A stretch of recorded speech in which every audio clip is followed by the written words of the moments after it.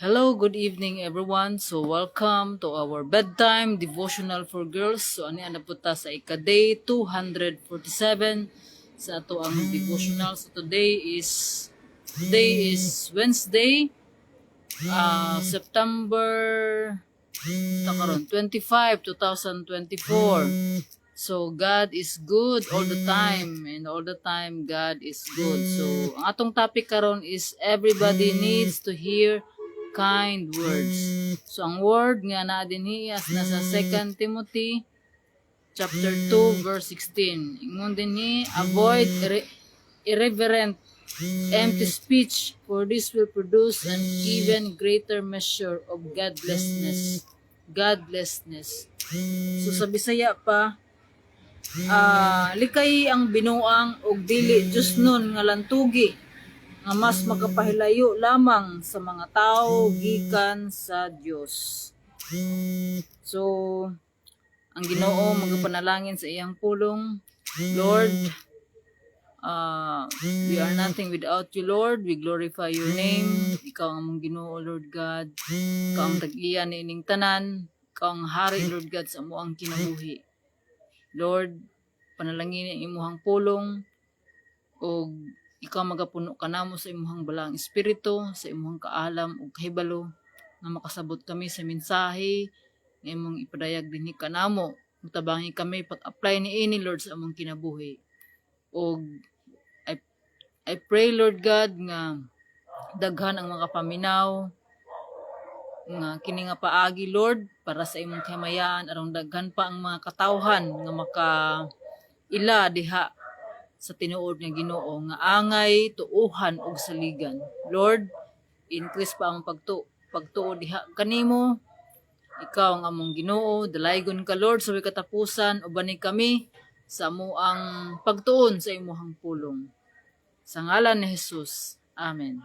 So again, may gabi so everybody needs to hear kind words. So, unsa ning kind words?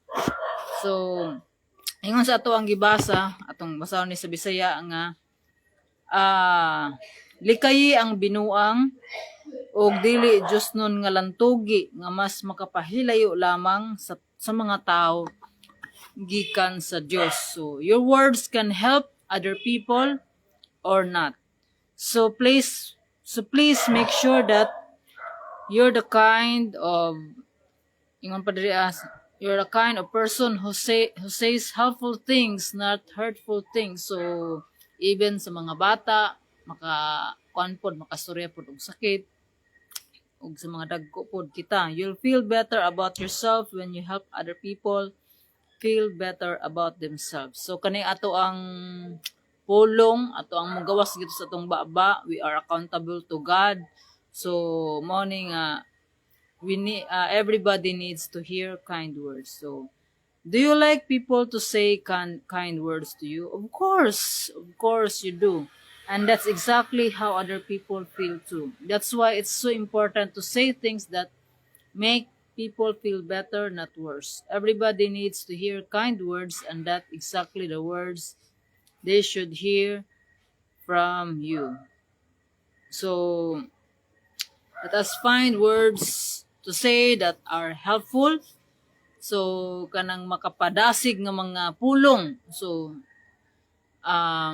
tungod kay because we are children of God. So kadtong mituog midawat sa Ginoo, mo tong gihatagan og right to become children of God. And when we are children of God, we have the Holy Spirit, and the fruit of the Holy Spirit is kindness. So kindness. So kinahanglan nga we say kind words. So mo na nga atong bantayan kanunay ang ato ang words, atong pulong. Kung unsa ato ang malitok sa ato ang baba, mo na asay mo kanang kani ato ang dila, gamay ra ni siya pero makapatay. Ingon pa makapatay. So recently naatay ang kato akong gi-share nga naay usa ka teacher nga na stress tungod kay kasab-an siya kasaban siya og taman-taman og tungod sa pangasaba. So ang nadawat niya is kasakit ug tungod niya ni nakaapekto sa iyang physical health og ni lead to death pagayon. So mao ni nga atong likayan nga makasakit ta sa ato ang isig katawo. So mao kana nga if we truly understand the love of God, we can love other people properly. So we can love by loving other people. So mag-careful ta sa ato ang mga words. So let's usahay pod ang ato ang tono sa ato ang voice. So mao na kibalipod sa ako apod, I'm working it out. Ako naningkamot ko nga every day I'm reflecting myself kung naba ko'y naistorya nga dili mao or kanang nakapasakit ba ko sa ako ang pagstorya. Specialist ako ang mga atong maistoryahan magid og kuan is atong mga bata.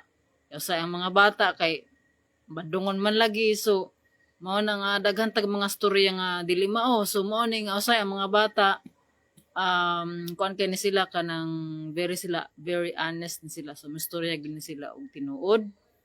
Og I'm thankful nga sa ako ang mga anak nga mastorya gid sila kung unsay ilang gibati. So mao na nga kanang dapat open ang ato ang communication kay labi na karon nga panahon na nga tungod sa social media ang ato ang kanabitang sa ato ang ingon pa sa ato ang mental health, ilabi na sa ato ang panghuna-huna dali ra kanang wa ta kay balo daghan og mga kuanron mga cases of suicides because of words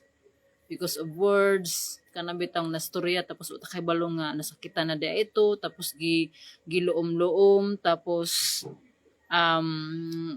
walay na pagawsan tapos pagbasa pa gyud sa social media puros mga negative. So mao na nga it's very very important that we have to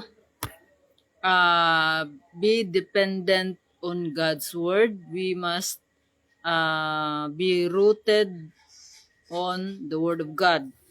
Tungod kay kung ang ato ang mind nakafocus ta diha sa Ginoo, so wala nay kung atong mind nato napuno sa pulong sa Ginoo, wala nay space ang mga daotan.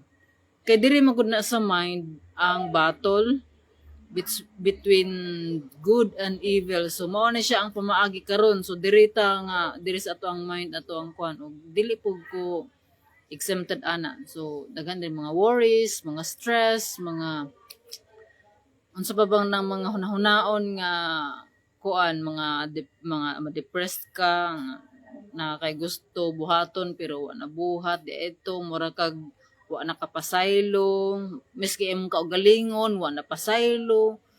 So mo na nga ang mental illness karon grabe. So mo na nga how we should have a healthy mind. Saan man nga naatay healthy mind. So first gayud is atong ikonsulta atong mo konsulta ta kung unsa ang ato ang manual of life. Kay kung ang usa ka butang dili na healthy, so meaning kuan na it's subject for repair, kita usa ka appliance is dili na siya kanang di na ka siya mo function og ayo, so subject for kuan na siya repair and maintenance. So man ta mo asa man nato na pangitaon ang iyahang unsa may dapat i-repair. So mo na nga we need to consult in the manual. So atong basahon kung unsa ang manual. So same ra pud na sa ato as tao. So kita aduna tay manual of life of how we should live. So mo na akong ginabalik-balik na ko og share nga we should have a standard of living. So mao tay atong pagasundon para dili ta mga wala, dili ta mga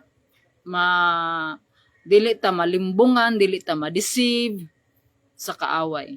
Because our enemy is not on the flesh, but in the spiritual nga kuan, nga butang.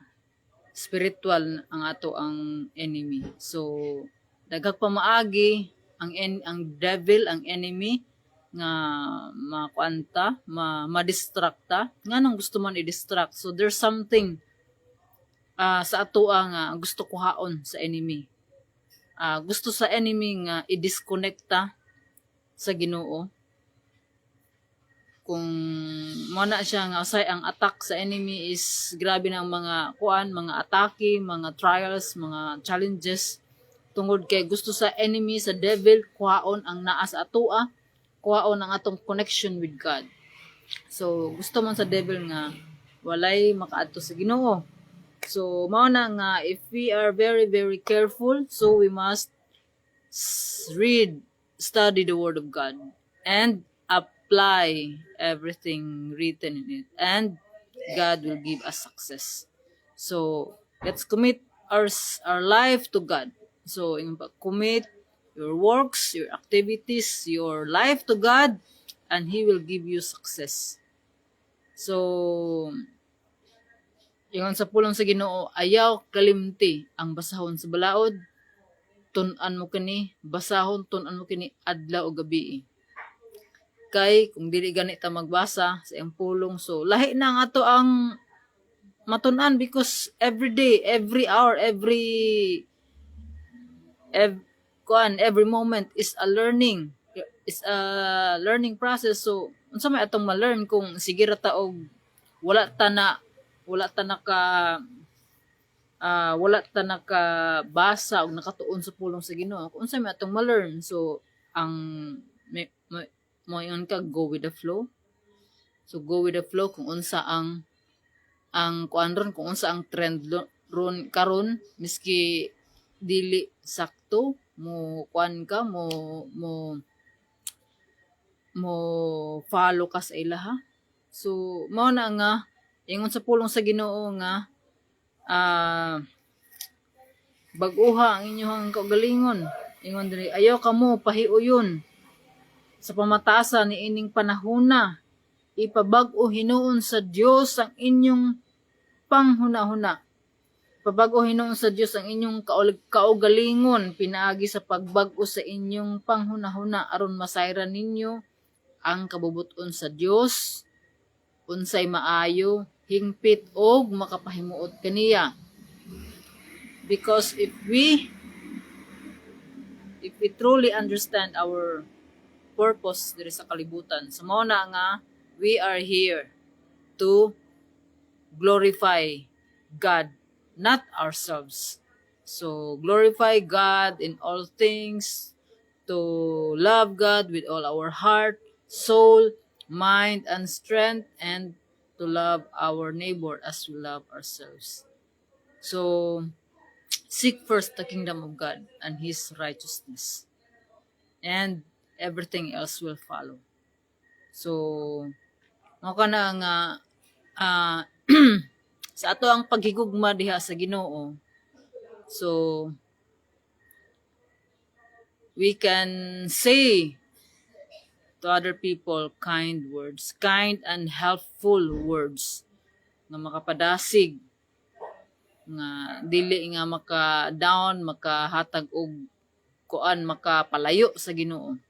So mao na nga dasigon nato ang mga tao nga wala pa diha sa Ginoo. So ipakita nato nga kita tinuod nga nagtuo na atay Ginoo. Kay mayingon ta nga kanang mayingon nga mga pastor, mga pari, pare-pareha na sila ana nga mga kuan. Kato ganing kumaingon ka nga there are 12 disciples of Jesus. So usa sa iyang disciple ni Jesus nagbetray sa ilaha. So kung usa ang nagbetray sa ilaha, damay ba ang 11? Di ba? Usa ra ang nagbetray. So mao na nga individual ta nga manubag diha sa Ginoo. So mao na nga ayaw tan-awa ang tao. Tungod kay sa tao mapakyas lang jud ka, kay ang tao dili gid na kasaligan. Kay naamang gyud mga ang tao dili perpekto. So makakuan gyud na, makahatag gyud na og usay ka ng makahimo gyud na og mga sayop. Nga usa pod nga makahatag nato og kanang bitang downfall, kanang maka-discourage. So adto ka mo tan-aw sa Ginoo because God is perfect. So fix your eyes on Jesus who is the perfecter of our faith. Si Jesus mao ang naghimo ka nato og matarong by the grace of God through Jesus Christ. So before ta nga nakaila diha sa Ginoo, kitang tao kaaway ta sa Ginoo. Sumo na hadlok nga mahimo tang kaaway sa Ginoo. Sumo na nga ang kaaway sa Ginoo gihukman. Sumo na nga tungod sa dakong gugma sa Ginoo kanatong tanan.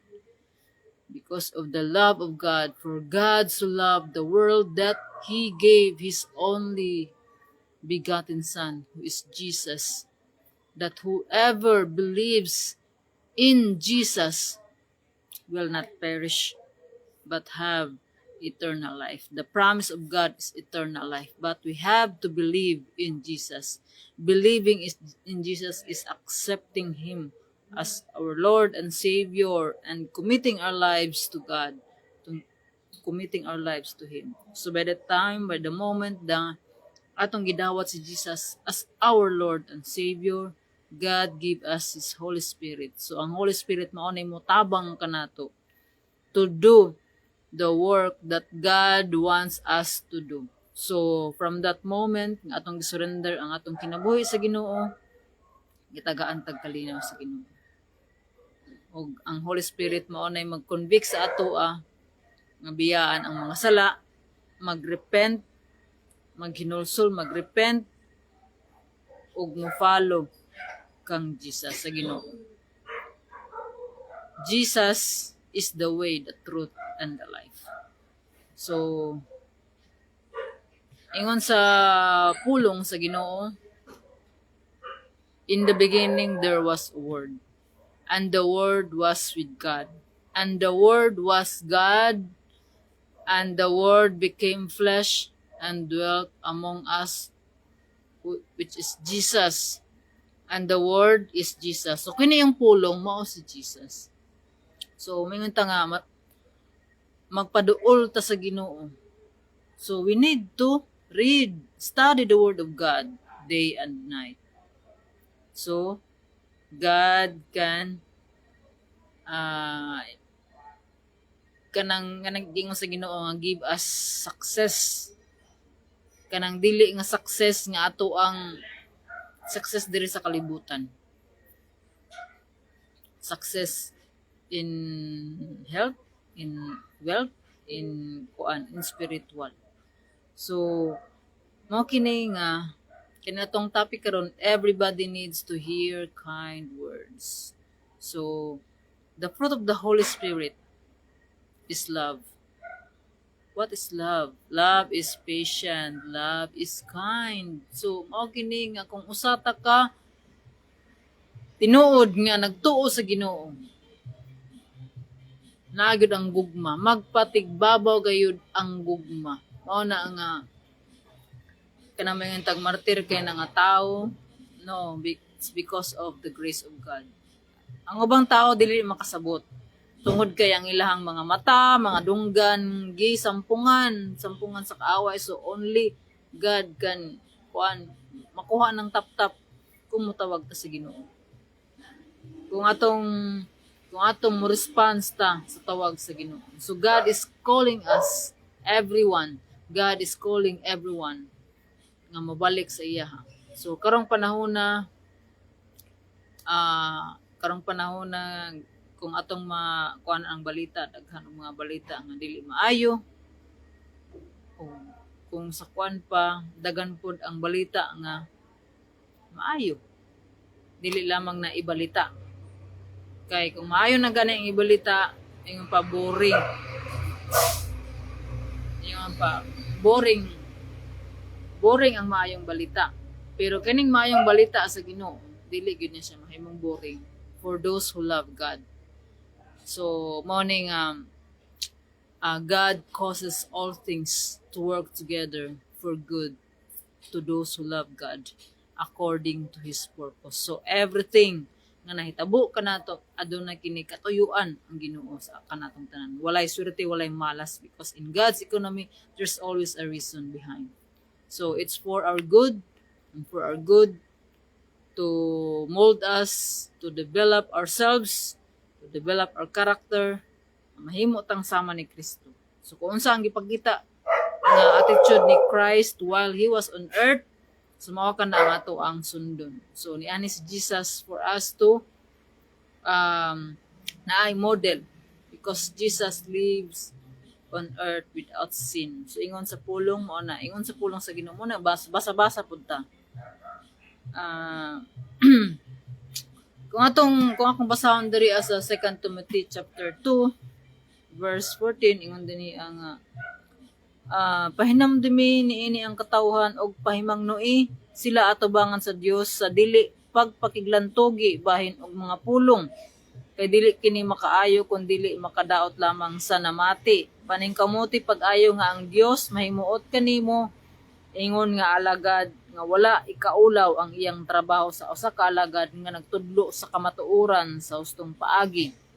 Likayi ang binuang ug dili Diosnon nga lantogi nga mas makapahilayo lamang sa mga tawo gikan sa Dios. So mao kini ang mga debate. Kani mga debate nga walay kapadulungan. So anong makigdebate man? Para para kanang imong ang pakigdebate para ipakuan sa tao nga daghan kag na kamauhan, daghan kag knowledge kibali about sa pulong sa Ginoo. Pero unsa man ang importante, madaghan man ka og madaghan man imuhang nahibal-an sa pulong sa Ginoo. What is important is our obedience to the Word of God. So ingon din niya, likay ang binuang ug dili Diosnon nga lantogi nga mas makapahilayo lamang sa mga tao gikan sa Dios. So ang Dios gugma. So kung makiglantogi ba ka naa ba nay gugma? So atong ikuan kung ang paghigugma sa Ginoo. So mao na nga ang mga tao nga tinuod nga nakasabot sa gugma sa Ginoo is dili gyud muli kay gyud ana nga mga kuan kay dili na mas kuan na siya mo mag-create gyud na siya og division among believers. So dili na iya sa Ginoo kun dili iya na sa kaawan. So God is love, God loves all the people. God wants all the people to come back to Him. So we need to say kind words to all the people. So let us pray. Thank you, Lord. Thank you, Lord, for your word. Thank you, Lord, for reminding us, Lord God, to say kind words, Lord, to all the people around us, especially those people, Lord, that needs your help. Those people, Lord, that needs your encouragement. Help them, Lord, nga kung unsa ang amo ang masulti, na mahimo kining makadasig, makahatag og paglaom ug gugma sa mga tawo nga labi na katong mga wala pa nakaila diha kanimo. Father God, salamat sa imong pulong. Salamat sa imong pag-uban kanamo. Salamat sa kaalam, Lord God. I pray, Lord God, nga daghan pa, Lord God, ang mga tawo nga mobalik diha kanimo. Lord, sa mga naminaw niini nga pulong, ikaw ang Ginoo, Lord God, nga bisita sa ilahang mga kinabuhi. Tanduga ilahang mga kasing-kasing unahuna. Nga mudawat ug puy-an ang imuhang pulong. Father God, imo ang tanan, Lord, para sa imong himayaan. Dalaygon ka, Lord, sa way katapusan, tanang dungo ug himaya, kanimo lamang amahan. Sa ngalan Jesus, Amen. So, thank you everyone. God bless. Good night and see you tomorrow. Bye.